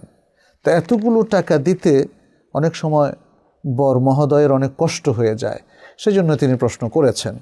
এখানে আমি বলবো যে মা'জুন শারঈ যিনি নিকাহ রেজিস্ট্রার, তিনি শুধু লিখলেন, কিন্তু খুব অবাক লাগে তিনি 12.5% কেন নেবেন? যদি 10 লাখ টাকা হয় তার 12.5% তো অনেক, 1,20,000 টাকা একজন মা'জুন শারঈ এত টাকা নেবেন। আমি মনে করি আমাদের কর্তৃপক্ষের উচিত এগুলো বিবেচনা করা। তিনি 5,000 টাকা নেন, 3,000 টাকা নেন, তিনি 1,20,000 টাকা কিসের বিনিময়ে নেবেন? বা 10%ও যদি ধরি, 10 লাখ টাকার মধ্যে 1 লাখ টাকা তিনি পেয়ে যাবেন। আমার মনে হয় এটা খুব বড় ধরনের একটা প্রবলেম, এবং এই কারণে আজকে এলাকায় সরকারি নিকাহ রেজিস্টার হওয়ার জন্য একটা প্রতিযোগিতা শুরু হয়ে যায়, এবং এর জন্য বড় ধরনের ঘুষের আদান প্রদানও হয়, যেটা আসলে অন্যায়, যেটা অন্যায়। এটা যেমন আমার মনে হয় একটা লিমিটের মধ্যে, সততার মধ্যে আসা দরকার। দ্বিতীয় হচ্ছে মসজিদ তো ভাড়া দেওয়া যায় না। এলাকার মসজিদ, এখানে যদি মসজিদে বিবাহ পড়ার হুকুমটা কি? প্রথম কথা, বিবাহ মসজিদে পড়াতেই হবে, তার বিশেষ ফজিলত আছে এমন কিছু আসলে আসে নাই। তবে মসজিদের মতো পবিত্র জায়গায় বিবাহটা পড়ালে ভালো লাগে। মসজিদে বিবাহ পড়ানোটা নিষিদ্ধ নয়, কিন্তু মসজিদ টাকা নেবে কিসের ভিত্তিতে? তিনি কি মিম্বর ভাড়া করলেন তাহলে? বা তিনি কি প্রথম সফ বা যারা এই বিবাহ আকদ অনুষ্ঠানে, আকদুল কেরান অনুষ্ঠানে যারা উপস্থিত ছিলেন, তাদের কাছে কি তাহলে 1 ঘন্টার জন্য ভাড়া দিলেন? এই ভাড়া দেওয়াটা অবশ্যই জায়েজ নয়, সঙ্গত নয়। অতএব কোনো মসজিদ কর্তৃপক্ষের উচিত নয় এই সমস্ত আকদ থেকে কোনো টাকা নেওয়া। তৃতীয় হচ্ছে ইমাম মুয়াজ্জিন। ইমাম মুয়াজ্জিন কেন টাকা নেবেন? ইমাম সাহেব কি বিয়ে পড়িয়েছেন? যদি কোনো ব্যক্তি বিবাহ পড়ান, তিনি খতিব হতে পারেন, ইমাম হতে পারেন, অথবা অন্য কোনো ব্যক্তিকে অনুরোধ করে কর্তৃপক্ষ অথবা বিবাহের 2 পক্ষ বললেন যে তিনি যেন তাদেরকে খুতবা দিয়ে কিছু নাসিহা করেন এবং বিবাহটা পড়িয়ে দেন। তাহলে এই যে ব্যক্তি আসলেন, খরচ করে, ভাড়া দিয়ে, সময় তাদেরকে দিলেন, কিছু নাসিহা করলেন, একটা সুন্দর লেকচার দিলেন, এটার জন্য যদি কোনো জোয়ালা বা রিমুনারেশন দেওয়া হয়, এটা শরীয়তে জায়েজ আছে। কিন্তু উলামায়ে কেরাম অনেকেই বলছেন এটাও যেন শর্ত সাপেক্ষে, চুক্তি না করে যে আমাকে 20,000 টাকা দিতে হবে, তাহলে ইসলামের মহান জায়গাগুলো প্রশ্নবিদ্ধ হয়ে যায়। এবং এই জন্য উলামায়ে কেরাম অনেকে বলছেন এভাবে শর্ত করে টাকা নেওয়াটা জায়েজ নেই। তবে যদি বর বা কনে পক্ষ তাকে কিছু হাদিয়া দেন, রিমুনারেশন দেন, এটাকে জোয়ালা বলা হয় আরবিতে, তাহলে সেটা জায়েজ আছে। এখন যিনি পড়াবেন তিনি যদি ইমাম হন তিনি নিতে পারবেন, তিনি যদি মুয়াজ্জিন হন তিনি নিতে পারবেন, কিন্তু শর্ত সাপেক্ষে নয়, আমি আবার বলছি। অথবা কোনো আলেম হন, খতিব হন, তারা নিতে পারবেন এই জোয়ালা, কিন্তু শর্ত করে নেবেন না। কিন্তু এখন এখানে যেটা দেখতে পাচ্ছি, মসজিদের এত জিনিস হওয়ার পর মসজিদও নিল, যেহেতু মসজিদের একজন ইমাম আছেন তিনিও কিছু পাইলেন, আরেকজন মুয়াজ্জিন আছেন, খাদেম আছেন, তারাও কিছু করে পেল, আর যিনি খতিব সাহেব পড়ালেন তাকেও কিছু দেওয়া হলো। তাহলে এই যে এতজনকে দেওয়ার আয়োজনটা সঠিক নয়। আর যিনি মা'যুন শারঈ বা নিকাহ রেজিস্টার, তিনি রিজনেবল টাকা নেবেন। তিনি ওই যে 10%, 20% মোহরানার এটাও আমার দৃষ্টিতে শরিয়াসম্মত নয়। সাব্বির ওয়াকিফ খান বলেছেন, গায়েবানা জানাজার বিধান কি? এটা কি বিদআত নাকি অংশগ্রহণ জায়েজ? গায়েবানা জানাজার বিষয়টা একটু মুখতালাফ ফি মাসআলা। এখানে আমরা যেটা দেখি যে নবী সাল্লাল্লাহু আলাইহি সাল্লাম নাজাশির গায়েবানা জানাজা পড়িয়েছিলেন। এটা নিয়ে অনেক উলামায়ে কেরাম বিভিন্ন রকম ইখতিলাফ এখানে করছেন। বুখারী মুসলিমের হাদিসের মধ্যে নাজাশির উপর গায়েবানা জানাজার হাদিসটা এসেছে। নবী সাল্লাল্লাহু আলাইহি সাল্লাম যখন নাজাশির মৃত্যু সংবাদ আসলো, তিনি সাহাবাদেরকে নিয়ে গায়েবানা জানাজা পড়লেন। এই হাদিসের উপর ভিত্তি করে উলামায়ে কেরামের বৃহৎ একটা অংশ বলেছেন আসসালাতু আলাল গায়েব বা গায়েবানা জানাজা জায়েজ আছে। হ্যাঁ, তবে উলামায়ে কেরামের মধ্যে আরেক দল, যেমন আহনাফ এবং মালিকি, তারা বলেছেন যে নাজাশির উপরে এই গায়েবানা জানাজা এটা নবী সাল্লাল্লাহু আলাইহি সাল্লামের সাথে খাস ছিল। তবে জমহুর উত্তর দিয়েছেন যে খাস হওয়ার যে কথা একদল উলামায়ে কেরাম বলেছেন তার কোনো পক্ষে দলিল নাই, এটা একটা ইজতিহাদ। তারা বলেছেন এটা নবী সাল্লাল্লাহু আলাইহি সাল্লামের সাথে খাস, কিন্তু নবী সাল্লাল্লাহু আলাইহি সাল্লাম নিজে কিন্তু বলেন নাই যে এটা আমার সাথে খাস, তোমরা এটা করো না। ফলে জমহুর উলামায়ে কেরাম বলেন যে গায়েবানা জানাজা জায়েজ আছে। এর মধ্যে আমরা দেখি যে আরেক দল উলামায়ে কেরাম তারা বলেছেন যে সকল ব্যক্তির উপর গায়েবানা জানাজা পড়ার প্রয়োজন নাই। বিশিষ্ট ব্যক্তিদের উপরে, যেমন একজন বিশিষ্ট আলেম মারা গেছেন, অথবা একজন মুজতাহিদ ব্যক্তি মারা গেছেন, একজন বিখ্যাত ইসলামের সেবক বা খাদেম মারা গেছেন, তাহলে তাদের ক্ষেত্রে হতে পারে। আবার কেউ কেউ বলেছেন যে এমন ব্যক্তির উপর গায়েবানা জানাজা পড়াটা সঙ্গত যার জানাজা তার এলাকায় হয় নাই। কেউ কেউ বলেছেন যে না, এটা শর্ত নেই, বরং কোনো ব্যক্তির উপর যদি কোথাও জানাজা হয় কিন্তু যে এলাকায় গায়েবানা জানাজা পড়া হচ্ছে সেখানে সরাসরি কোনো জানাজা হয় নাই, তাহলেই শুধু সেখানে পড়ানো যাবে। তবে এটা খুব ভ্যালিড মানে শর্ত, যে যদি এই শহরে একবার জানাজা হয়ে যায় তাহলে এই শহরের মধ্যে আপনার গায়েবানা জানাজা পড়বেন না, কিন্তু ভিন্ন জেলায় বা কোথায় যেখানে মানুষ তার জানাজা পড়তে চাচ্ছে কিন্তু পড়ার কোনো সুযোগ নাই, অন্য জেলায় এসে তারা গায়েবানা জানাজা পড়তে পারে।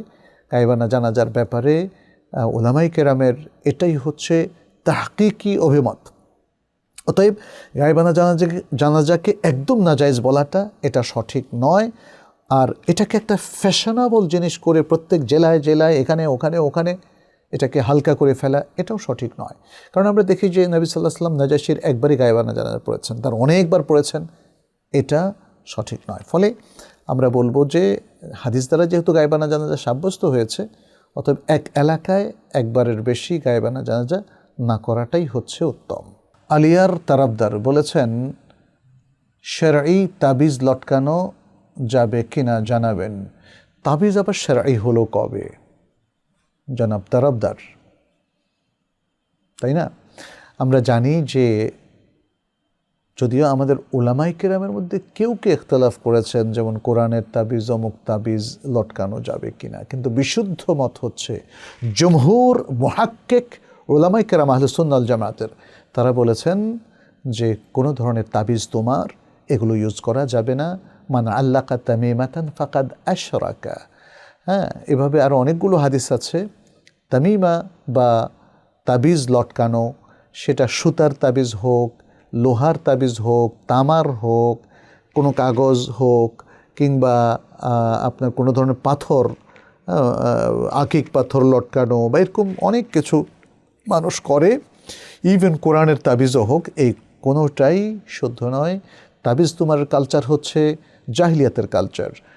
সাহাবায়ে কেরামের আগের যে প্রজন্ম ছিল, নবী সাল্লাল্লাহু আলাইহি সাল্লামের দাওয়াত যারা তখনও গ্রহণ করেননি, সেই সময়ের আমরা দেখতে পাচ্ছি জোরজরধারী প্রচুর তাবিজ তোমার লোকদের মধ্যে ছিল। ইসলাম আসার পরে নবী সাল্লাল্লাহু আলাইহি সাল্লাম যদি তাবিজ জায়েজ হতো তিনি নিজেও লটকাতেন, সাহাবাদেরকে লটকানোর উদ্বুদ্ধ করতেন, কিন্তু এর পক্ষে কোনো শরঈ দলিল পাওয়া যায় না। বরং যে সমস্ত দলিল পাওয়া যায় তাতে মনে হচ্ছে তাবিজকে মানুষ নির্ভরতার জায়গা করে ফেলে। ফলে আল্লাহর উপর যে নির্ভরতা তাওয়াক্কুলটা ছিল সেটা তাবিজের উপর চলে আসার কারণে তাবিজ লটকানো কখনো এটা শিরকে আসগার হয়ে যায়, কখনো এটা শিরকে আকবারও হয়ে যায়। শিরকে আকবার হলে তো একদম ঈমান আমল সবই ধ্বংস হয়ে যাবে। অতএব তাবিজের ব্যাপারে আমাদের সাবধান থাকতে হবে। ভাই হয়তো এটা বোঝাতে চেয়েছেন যে যে সমস্ত লোক জ্যোতিষ টাইপের এবং বিভিন্ন মন্ত্রতন্ত্র দিয়ে তাবিজ করে, হারাম তাবিজ। আর যেটা কোরআনের আয়াত দিয়ে লেখে সেটা শারঈ তাবিজ। না ভাই, এই তাফরিক করা যাবে না। সমস্ত তাবিজই শরিয়াতে অসমর্থিত। মোহাম্মদ রাহিম বলেছেন, কাউকে পছন্দ করলে নির্দিষ্ট করে আল্লাহর কাছে চাওয়া উচিত হবে নাকি নাকি উত্তম কাউকে চাইতে হবে? আপনি নিশ্চয়ই বিবাহের প্রশ্ন করেছেন যে আপনার কাউকে হঠাৎ পছন্দ হয়ে গেছে, আল্লাহ আমি তাকে বিবাহ করতে চাই, সহজ করে দাও। হ্যাঁ, সেটা চাওয়া যাবে, কিন্তু এখানে অবৈধ কোনো চালাচালি করা যাবে না, জাদুটোনা করা যাবে না, ব্ল্যাক ম্যাজিক করা যাবে না, কিংবা কোনো মানে অবৈধ প্রণয় বা প্রেমমূলক কোনো সম্পর্ক স্থাপন করা যাবে না, টেলিফোনেও না, হোয়াটসঅ্যাপেও না, ইমেলেও না। আপনি শারঈভাবেই সম্বন্ধে আগাতে হবে। খেতবা বা প্রস্তাব পছন্দ হলে দেখাদেখি হতে পারে, কিন্তু দেখাটাও শারঈ হুদুদ অনুযায়ী হবে, এবং তারপরে পছন্দ হলে আকদের মাধ্যমে বিবাহ করে নেবেন। এর বাইরে যে সমস্ত সম্পর্ক আজকে শোনা যায় সেগুলো আমাদের অনুসরণ করা ঠিক হবে না। ইকবাল হোসেন বলেছেন, আমার আব্বুর ডায়াবেটিস আছে, তার পায়ে একটু ক্ষত সৃষ্টি হয়েছে এবং ঔষধ চলমান, কিন্তু বারবার অজু করায় ক্ষতস্থানে পানি লাগার কারণে ক্ষতস্থানটি ধীরে ধীরে আরও বৃদ্ধি পাচ্ছে। এমন অবস্থা চলতে থাকলে ক্ষতটি গুরুতর পর্যায়ে চলে যাওয়ার আশঙ্কা রয়েছে। তাই জানার বিষয় হলো, ক্ষত সম্পূর্ণ শুকানো পর্যন্ত তার জন্য অজুর বদলে তায়াম্মুম করা শারীরিকভাবে জায়েজ হবে কিনা। তিনি যদি ওই ক্ষতর জায়গাটা একটু আস্তে করে মাসে করেন তাহলে হতে পারে। তিনি মানে যেমন ধরেন আপনার হাত তো তিনি ধুতে পারেন, এই হাত কোনোই পর্যন্ত যেটা ধোয়া, মুখমণ্ডল ধোয়া, এটা করতে পারেন। পায়ের ক্ষতের কারণে তিনি তায়াম্মুমে কেন যাবেন? ওই জায়গা অথবা ওই পায়ের জায়গাটা তিনি যদি ব্যান্ডেজ করে রাখেন, অথবা ব্যান্ডেজ করা ছাড়াই তিনি ভিজা হাত আস্তে করে, যাতে পানিও না লাগে সেভাবেই তিনি সেটাকে মাসে করতে পারেন। অথবা যদি ভিজা হাতও সেখানে লেগে ক্ষতের কোনো ক্ষতি হয়, ইনফেকশন বেড়ে যায়, তাহলে তিনি ওই জায়গাটা পুরোই বাদ দিবেন। ওটাতে ধোয়াও যাবে না, ম্যাসেও করবেন না, এবং পানিও লাগাবেন না, ব্যাস, তাহলে তো হয়ে গেল। আচ্ছা, এরপরে মোহাম্মদ বিপ্লব হাসান বলেছেন, বর্তমান সময়ে বাংলাদেশে হাদিস অস্বীকারী ফেরকা ব্যাপক প্রকট আকার ধারণ করেছে। যখন তাদেরকে বলা হয় রাসূল সাল্লাল্লাহু আলাইহি ওয়াসাল্লাম আনুগত্য সম্পর্কে, তখন তারা বলে রাসূল সাল্লাল্লাহু আলাইহি ওয়াসাল্লাম যেহেতু কোরআন অনুসরণ করেছেন, তাই আমরা কোরআন অনুসরণ করলেই রাসূলের অনুসরণ হয়ে যায়, আলাদাভাবে তাকে অনুসরণ করার কোনো প্রয়োজন নেই। এই বিষয়ের জবাব কিভাবে দেওয়া যায়? ভাই, এই ফিতনাটা আজকের একদম নতুন নয়। এই ফিতনাটা প্রাচীন যুগের, প্রায় 1000 বছর হতে চললো এই ফিতনাটা, হাদিস অস্বীকারীদের ফিতনা। এই ফিতনাটা এখন একটু বেড়েছে, এটা সত্য। আমাদের উপমহাদেশে বিভিন্ন জায়গায় এই ফিতনাটা দেখা দিয়েছে। এই ফিতনাটাকে এখন নানা প্রকার মানুষ ইউরোপ, আমেরিকাতে পৃষ্ঠপোষকতা দিচ্ছে, সেখান থেকে পৃষ্ঠপোষকতা দিচ্ছে। আপনারা দেখবেন যে অনেক বাঙালি যারা ইউরোপে, আমেরিকায় থাকে, তারা ইতিমধ্যে হাদিসের বিরুদ্ধে মারাত্মকভাবে লেগে গেছে, এবং তারা ইউটিউবে বিভিন্ন প্রচার মাধ্যমে সাধারণ মুসলিমদেরকে কনফিউজ করার চেষ্টা করছে। আপনারা জানেন যে মানুষকে কনফিউজ করা খুব সহজ, তাকে হক বোঝানো, এডুকেট করাটা কঠিন। আজকের প্রেক্ষাপটে দেখেন, এই যে আমি কোনো অঙ্ক মানি না, ম্যাথ মানি না, সায়েন্স মানি না, এটা বলা সহজ, তাই না? কিন্তু অঙ্ক বুঝিয়ে অঙ্কের মাথা বানানো কঠিন, তাই না? সায়েন্স বুঝিয়ে একজনকে সায়েন্টিস্ট বানানো কঠিন, ডাক্তারি বিদ্যা শিখে একজনকে ডাক্তার বানানো কঠিন। ঠিক তেমনি কোরআন সুন্নাহর জ্ঞান দিয়ে একজন মানুষকে এডুকেট করা, এটা একটা শ্রমসাধ্য ব্যাপার। এখন কিছু মানুষ, তারা হাদিস অস্বীকারী হিসাবে নিজেদেরকে আত্মপ্রকাশ করিয়েছে, কারণ তাদের পেছনে কোনো লবি কাজ করছে। মুসলিমদেরকে, আমি সংক্ষেপে এতটুকু বলি, মুসলিমদেরকে ইসলাম থেকে বিচ্ছিন্ন করার সবচেয়ে শক্তিশালী কৌশল হচ্ছে হাদিস অস্বীকার করানো। পৃথিবীর সবচেয়ে বিভ্রান্ত মানুষও কিন্তু কোরআন মানে, কোরআন আল্লাহর কিতাব। এটা ভয়ঙ্কর ইসলাম বিরোধী ফেরকাগুলোও তারা এটাকে মানে অনেকগুলো ফেরকা আছে, হ্যাঁ, যেমন কাদিয়ানি, শিয়া, মুতাজিলি, তারপর আরও বড় বড় ফেরকা, আগা খানি, এরকম বড় বড় সুফি, ভ্রষ্ট, বিভিন্ন বড় বড় ফেরকা, তারা কিন্তু কোরআনকে মানে, সবাই কোরআনকে মানে।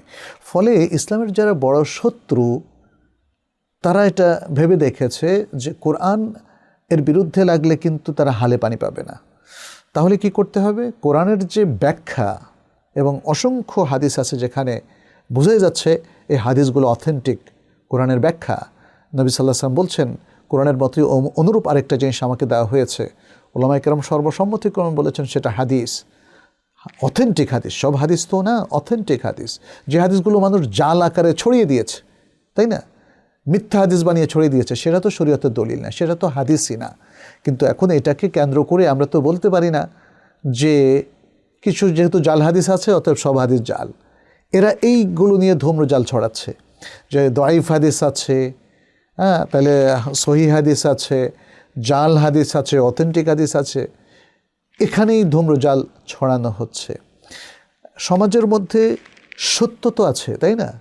একটা মিথ্যা কথা প্রচার হওয়ার কারণে সব সত্যকে আমি অস্বীকার করব? এটা নিয়ে আমরা একটা কনফারেন্স করেছিলাম, আপনারা জানেন 2024 সালের নভেম্বর মাসে আমরা কুলিয়াতুল কোরআনের উদ্যোগে এই কনফারেন্সটা করেছি। এখানে 42টা আর্টিকেল এসেছে। আমি আপনাদেরকে বলবো সেই আর্টিকেলগুলো আপনারা পড়ে নেবেন। আমরা এটাকে প্রসিডিংস আকারে আপনাদের কাছে দেব এবং বর্তমানে বাজারে আমাদের উলামায়ে কেরাম সুন্নাহর পক্ষে যে সমস্ত অথেন্টিক বইগুলো লিখেছে আপনারা সেগুলো সংগ্রহে রাখুন, পড়ুন। আজকে শুধু জবাব দিয়ে তো আমি সব কথা শেষ করতে পারবো না। আপনারা পড়ুন, পড়ে নিজেদের ঈমানকে রক্ষা করুন। প্রিয় ভাইয়েরা, আমার সবচেয়ে আফসোস লাগে একটা জায়গায় শুধু, যে আমাদের অনেক সরল মনা মুসলিম ভাইয়েরা এই ফাঁদে পড়ে যাচ্ছেন। অল্প কিছু সংখ্যক মানুষ হয়তো ইসলামের বিরুদ্ধে ষড়যন্ত্রের সাথে কানেক্টেড, কিন্তু হাদিস অস্বীকারী একটা বড় অংশ তারা বুঝতেই পারছে না হাদিস অস্বীকার করা মানেই হচ্ছে ইসলামকে অস্বীকার করা এবং কোরআনকে অস্বীকার করা। কারণ আপনি যখন হাদিসকে অস্বীকার করবেন, আপনি তাহলে যাকাত দেবেন কি করে? আপনি সালাদটাকে ডিটেলস বিস্তারিত সালাদটা কেমনে পড়বেন? আপনি সিয়ামের খুঁটিনাটিটা কিভাবে আদায় করবেন? আপনি কোরবানির খুঁটিনাটি কিভাবে আদায় করবেন? হজ ওমরার খুঁটিনাটি কিভাবে আদায় করবেন? আপনি জানেন যে আমরা যখনই কোরআনের আকিমুস সালাহ ও আতুজ যাকা এটাকে আমলে নিতে যাই, তখনই আমাদেরকে কিতাবুস সালাতের হাদিসগুলো পড়তে হয়, নানা কিছু এর আহকাম ওয়াক্ত ডিটেলস। তারপরে যখনই আমরা ও আতুজ যাকা এটা আমল করতে যাই, তখন আমার কিতাবুজ যাকাতের হাদিসগুলো পড়তে হয়। এখানে শর্তগুলো, নেসাব কী পরিমাণ ইত্যাদি, স্বর্ণের জাকাত কী হবে, ব্যবসায়িক জাকাত কী হবে, তাদের ডিটেলস। যখনই আমরা কোরবানি করতে যাই, কিতাবুদ যাবাহ, হ্যাঁ, তারপরে এরকম এর সাথে সম্পর্কিত আরও কিতাবুল আদাহি, উদহিয়া, এগুলো পড়তে হয়। যখনই হজ করতে যাব তখন ওয়াতিমুল হজ ওল উমরাতা লিল্লাহ, আল্লাহর জন্য হজ উমরা করো, আমাদেরকে কিতাবুল হজ ওল উমরাহ এই হাদিসগুলো পড়তে হয়, নাহলে তো আমরা হজ উমরা ঠিকমতো করতে পারবো না। প্রিয় দর্শক ভাই বোনেরা, আপনাদের প্রতি সবিনয়ে আবেদন, পড়ুন, জানুন। মানুষের দ্বারা বিভ্রান্ত হবেন না, দুষ্ট লোকদের দ্বারা বিভ্রান্ত হবেন না, ইসলামের বিরুদ্ধে যারা ষড়যন্ত্র করছে তাদের দ্বারা বিভ্রান্ত হবেন না। আচ্ছা, আপনার কোর্সগুলো সম্পর্কে বিস্তারিত বলবেন। নাহিয়ান মুনির বলেছেন, হ্যাঁ, আমাদের অনেকগুলো কোর্স আছে প্রিয় ভাইরা। ডিপ্লোমা ইন ইসলামিক স্টাডিজ এখনও এনরোলমেন্ট চলছে, জানুয়ারি শুরু থেকেই ক্লাস শুরু হয়ে যাবে। তাইব একাডেমির যে কোর্সগুলো আছে, তো সুতরাং আপনারা সেই কোর্সে দ্রুত ভর্তি হয়ে যান। আমাদের এছাড়াও বাইরে আরেকটা কোর্স আছে, সেটা ডিপ্লোমা ইন আরবিক ল্যাঙ্গুয়েজ, মানে যেটা আরবিক ল্যাঙ্গুয়েজ নিয়ে, সেখানেও আমি প্রচুর ক্লাস নিচ্ছি, লাইভ ক্লাসও কিছু নিচ্ছি। আপনারা এখানেও এনরোল করতে পারেন যদি আপনি ডিপ্লোমাটা আমাদের শেষ করে ফেলেন। ডিপ্লোমা ইন ইসলামিক স্টাডিজ শেষ করার পরে ডিপ্লোমা ইন আরবিক ল্যাঙ্গুয়েজে ঢুকতে পারেন। তবে অনেকেই যারা ইসলাম শিখতে চায় তারা আগে আরবিক ল্যাঙ্গুয়েজটা ভালো করে শেখে। এমনকি অমুসলিমরাও তাই করে। বিদেশি ইউনিভার্সিটি, আমেরিকা, কানাডা কিংবা ব্রিটেনে অনেক ইউনিভার্সিটিতে ইসলামিক স্টাডিজ আছে, যেমন অক্সফোর্ডে আছে, তারপরে ক্যামব্রিজে আছে, এরপরে আপনার হার্ভার্ডে আছে, কানাডার ম্যাকগিল ইউনিভার্সিটিতে আছে, টরন্টো ইউনিভার্সিটিতে আছে। এই সমস্ত ইউনিভার্সিটিতে যারা ব্যাচেলর ডিগ্রি পড়তে যায় তারা প্রথম বছর কিন্তু অ্যারাবিকটা শেখে। আরবি শিখলে ইসলামটা শেখা সহজ হয়। অতএব আমরাও আমাদের অনলাইন প্রোগ্রামটা ছড়িয়ে দিয়েছি বিশ্বের যেখানেই আপনি থাকুন না কেন, আপনি যেন তালিমুল কোরআনের মাধ্যমে কোরআনটা ভালো করে শেখেন। আমরা সবার আগে বলবো কোরআনটা ভালো করে রপ্ত করা, শুদ্ধ করে শেখা, অর্থ জানা। আমাদের অ্যাডভান্স তালিমুল কোরআন কোর্স আছে, তাহলে দুটো ডিপ্লোমার পাশাপাশি আমাদের এই কোর্সগুলো আছে। আর এর পাশাপাশি আমি বলবো আমাদের আরেকটা কোর্স আমরা খুব দ্রুত লঞ্চ করতে যাচ্ছি এবং সেটা সম্ভবত 2026 সালের মাঝামাঝি সময়। সেটা একটা কমপ্লিট আলিম কোর্স। এটাকে আমরা নাম দিয়েছি higher diploma in Islamic studies. 4 সেমিস্টারের 2 বছর মেয়াদি একটা বড় কোর্স। যারা ডিপ্লোমা শেষ করেছেন এবং আমাদের ডিপ্লোমা ইন আরবিক ল্যাঙ্গুয়েজ শেষ করেছেন, আমরা তাদের জন্য রেকমেন্ড করব এই কোর্সটা, যেন মোটামুটিভাবে আরও ডিটেলস বিস্তারিত তারা ইসলাম সম্পর্কে জানতে পারেন। এবং সেখানে প্রায় 36 সাবজেক্ট আছে, অনেকটা একটা পুরো ব্যাচেলর ডিগ্রির মতো। যদিও ভবিষ্যতে আমাদের প্ল্যান আছে, আমরা যদি এটাকে একটা ইন্টারন্যাশনাল ওপেন ইউনিভার্সিটিতে রূপান্তরিত করতে পারি, তখন একটা ব্যাচেলর ডিগ্রি এবং একটা 1 ইয়ার মাস্টার্স ডিগ্রিও আমরা অফার করতে পারি। আপনারা আমাদের জন্য দোয়া করবেন, আল্লাহ যেন আমরা গোটা মুসলিম উম্মার, বাংলা ভাষাভাষী মুসলিম উম্মার জন্যে যেন আমরা এই খেদমতটা দিতে পারি। আচ্ছা, এরপরে আর 2-1টি প্রশ্ন নিয়ে শেষ করি। আবুল কালাম আজাদ বলেছেন, islamhouse.com-এ একটি বই আছে, ইসলামের সমালোচনা ও তার জবাব। এটিতে সম্পাদক হিসেবে আপনার নাম উল্লেখ আছে, বইটি কি আপনার সম্পাদিত? ইসলামের সমালোচনা ও জবাব আমার এই মুহূর্তে মনে পড়ছে না, এটা একটু দেখতে হবে, আমি দেখে আপনাকে পরে বলবো ইনশাআল্লাহ। অনেক বইতে তো আমরা মোটামুটি দেখে দেওয়ারই চেষ্টা করেছি, সে আলোকে হয়তো আসতে পারে। আবার কোনো বই আমি ঠিক জানি না আমি মানে সেটাকে একদম পুঙ্খানুপুঙ্খ রূপে দেখেছি কি না। অনেকেই আমাদের কাছে প্রত্যাশা করেন যেন আমরা এক নজর দেখেই অনুমতিটা দিয়ে দিই ইত্যাদি এই বিষয়টা। তো এই বইটা আমি দেখে আপনাকে জানাবো ইনশাআল্লাহ ভবিষ্যতে যখন সুযোগ হয়। আবারও সবুজ আহমদ বলেছেন, শেখ আমার স্বামী সমকামী, সেই হিসাবে সে আমাকে তেমন কোনো সময় দেয় না, কিন্তু আমার অনেক মন চায় তার সাথে সময় কাটাতে। এখন এমনকি অনেক সময় আমি ফিতনায় পড়ে যাই, আমার পেটে তার বাচ্চা আছে, আমি কিভাবে ধৈর্য ধরব? খুবই দুঃখজনক যে কথাটি বললেন। এটা সবুজ আহমেদ এর আইডি থেকে একজন বোন প্রশ্ন করেছেন, আমি বুঝতে পারলাম। অথবা সবুজ যেটা যদি মহিলার নাম হয় তাহলে সেটাও হতে পারে, আমি ঠিক জানি না। আমি ধৈর্য ধরবেন এটা মানে এভাবে বলবো যে হুট করে কোনো সিদ্ধান্ত নেবেন না, এটা তো ধৈর্যের ব্যাপার, কোনো সন্দেহ নেই। বিষয়টা আপনি আপনার মা বাবার সাথে এবং আপনার যারা মুরব্বী আছে তাদের সাথে শেয়ার করুন।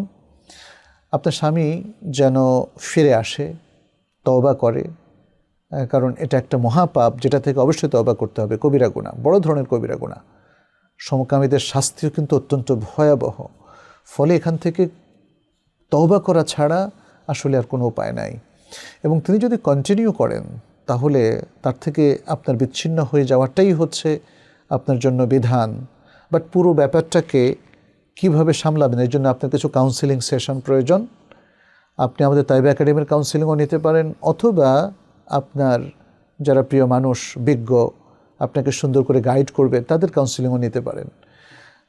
এখানে আরও কিছু ব্যাপার আছে। আপনার কি কোনো দোষ আছে? আপনার স্বামী কেন এটা হলো, তাই না? এখানে আরও অনেকগুলো ব্যাপার আছে, দীর্ঘ সেশনের প্রয়োজন। এখানে এর মূল কারণটা বের করা এবং সংশোধনের উপায়টা বের করা, স্বামী কি আদৌ সংশোধন হবে কি না, তাই না? সব কিছু সম্ভাবনাগুলোর আলোকে আপনাকে সিদ্ধান্ত নিতে হবে। হঠাৎ করে টপ করে একটা সিদ্ধান্ত না নেওয়ার জন্য আমি পরামর্শ দিচ্ছি। BM আব্দুর রহমান বলেছেন, আমি গাড়ি চালাই কিন্তু ভাড়া প্যাসেঞ্জার অন্য কেউ ম্যানেজ করে। আচ্ছা, তখন আমি তাকে ওই ভাড়ার কিছু অংশ দিয়ে দেই, আমার এই কাজটা হালাল হবে কিনা? ভাই, আপনার কথাটা অস্পষ্ট। গাড়ি আপনি চালান, কার গাড়ি সেটা তো বলেন নাই। ভাড়া প্যাসেঞ্জার অন্য কেউ ম্যানেজ করে, তার মানে হচ্ছে আপনার কন্ট্রাক্টর আছে। আমি ধরে নিলাম আপনার গাড়িটা হলো বাস, এখানে কন্ট্রাক্টর ভাড়া প্যাসেঞ্জার ম্যানেজ করে। তাহলে আপনি তার সাথে কি চুক্তি করেছেন এটা কিন্তু জানান নাই, এটা জানাতে হবে। আপনি ওই ভাড়ার কিছু অংশ তাকে কেন দেবেন? তার কি বেতন আছে না? আর এই ভাড়াটা কি আপনি পান নাকি মালিক পায়?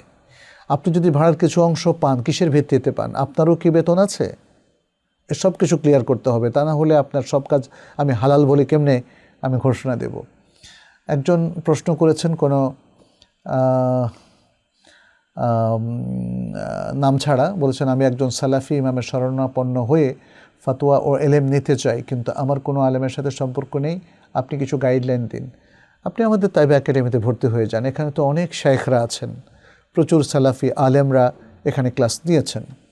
পারভেজ টপি বলেছেন ওসমান হাদি রাহেমাহুল্লাহকে কি শহীদ বলে আখ্যায়িত করা যাবে?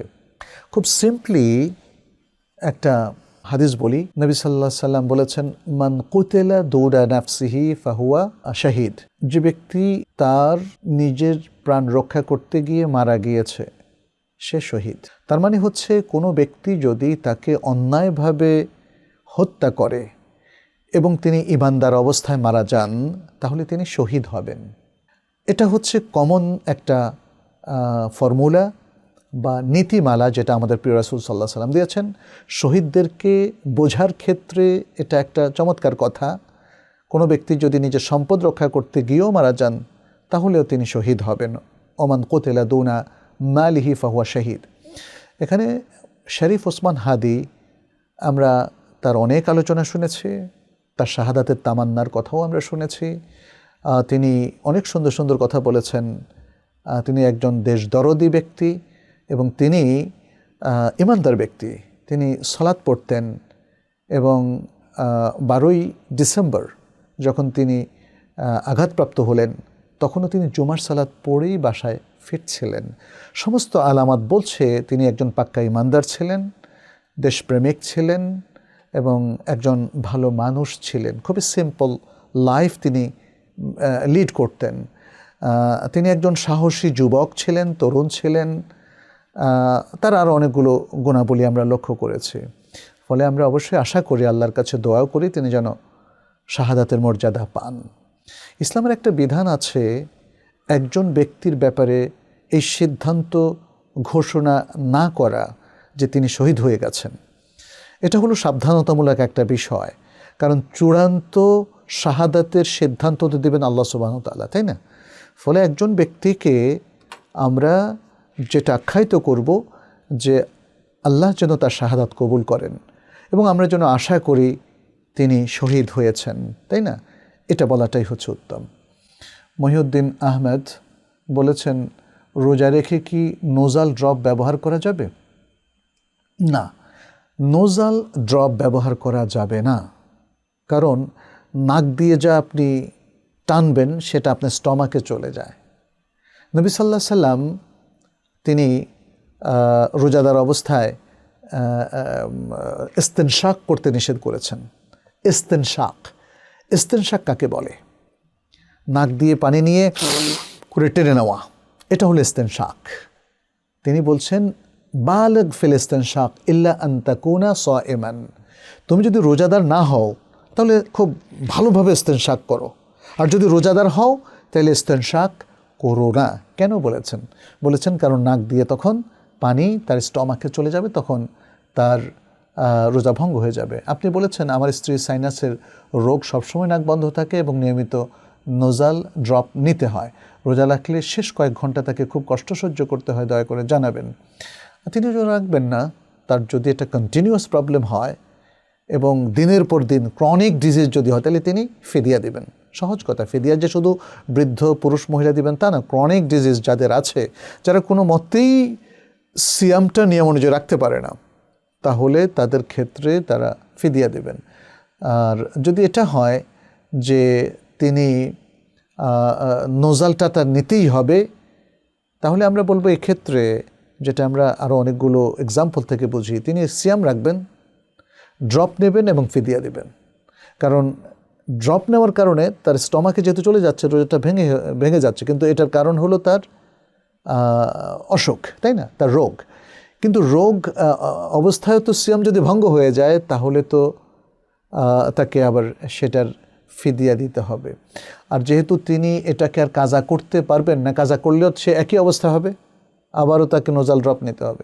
কিন্তু এটা যদি সাময়িক হয়, তার এই নোজাল ড্রপ বা রোগের, সাইনাস রোগের কারণটা যদি সাময়িক হয় যে তার নোজাল ড্রপটা তিনি এই 1 মাসে নিতে হবে বা 2 মাস বা 3 মাস, তাহলে তিনি সিয়াম ভঙ্গ করবেন, তাকে তিনি ফিদিয়া দিলে হবে না, তাকে পরবর্তীতে সেগুলো কাজা করতে হবে। আশা করি ডিসকাশন থেকে বুঝতে পেরেছেন যে আপনার কি করা উচিত। আজকের শেষ প্রশ্নটা নিচ্ছি সাবিনা নূর ইশিতা থেকে। বলেছেন, একটি মেয়ের জন্য সবচেয়ে গুরুত্বপূর্ণ শিক্ষা কি? সুবহানাল্লাহ। সাবিনা নূর, মেয়ের জন্য সবচেয়ে গুরুত্বপূর্ণ হচ্ছে কিছু কমন বিষয় পুরুষদের সাথে আছে, সেটা আগে বলে নেই। সেটা হচ্ছে তার ঈমান, তার তাকওয়া, তার দিনদারি। এগুলো কমন, এটা পুরুষদের জন্য সমান। আর এরপরে মেয়ের জন্যে সবচেয়ে গুরুত্বপূর্ণ হচ্ছে এই তিনটা রক্ষার পাশাপাশি তার ইজ্জত আবরু রক্ষা করা, তার সতীত্ব রক্ষা করা এবং সৎ জীবন যাপন করা। একজন নারী তার সতীত্ব হারালে তার সব কিছু হারিয়ে যায়। যদিও আজকাল আধুনিক মেয়েরা এটা এখন আর স্বীকার করে না, কারণ তাদের দিনদারি নাই। এবং অনেক মেয়েরা যারা লিভ টুগেদার করে তাদের কাছে ইজ্জতের সম্ভ্রমের কোনো মূল্য নেই এবং তারা মনে করে যে কোনো প্রাণীর মতোই আমরা জীবনযাপন করতে পারি। এটা শুদ্ধ নয়। আমাদের ইজ্জত আবরু সতীত্ব এটা মেয়েদের পরিচ্ছন্ন পবিত্র জীবনের একটা চমৎকার জিনিস। অতএব আমি বলবো দিনদার মেয়েরা তাদের নিজেদেরকে পবিত্র রাখবে, সুন্দর জীবনযাপন করবে, আর তারা তাদের সঙ্গী চয়ন করবে বিবাহ নামক শারঈ বন্ধনের মাধ্যমে। বিবাহের বাইরে আর কোনো ধরনের রিলেশন সে তার বিপরীত লিঙ্গ কারোর সাথে মেনটেন করবে না। অতএব আমি আশা করব যে আমাদের মেয়েরাও এভাবেই একটা সুন্দর প্রজন্ম হিসেবে নিজেদেরকে গড়ে তুলবে। আজকে এই পর্যন্তই প্রিয় দর্শক। অনেক লম্বা টাইম আমরা হয়তো সুযোগ পেয়েছি, ব্যয় করেছি আপনাদের সাথে।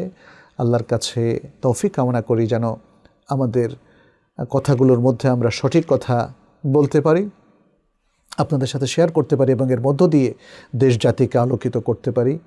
আল্লাহ আমাকে, আপনাকে, আমাদের সবাইকে ভালো কাজ করার তৌফিক দান করেন। আল্লাহ আমাদের মাধ্যমে যেন মানব কল্যাণ সাধিত হয় সে তৌফিক দান করেন। আজকে আমাদের দেশ বড়ই দুর্দিনের মুখে পড়েছে। অনেক ধরনের চ্যালেঞ্জ আমাদের তৈরি হয়েছে। ওসমান হাদির মতো দেশপ্রেমিকরা আজকে নিরাপত্তাহীনতায় ভুগছে। আল্লাহ যেন যারা আমাদের দেশের জন্য কাজ করছেন, দ্বীনের জন্য কাজ করছেন, উম্মার জন্য কাজ করছেন, আল্লাহ যেন তাদের মধ্যে যারা মারা গিয়েছেন তাদেরকে কবুল করেন। যারা জীবিত আছেন আল্লাহ যেন তাদেরকে নিরাপদে রাখেন।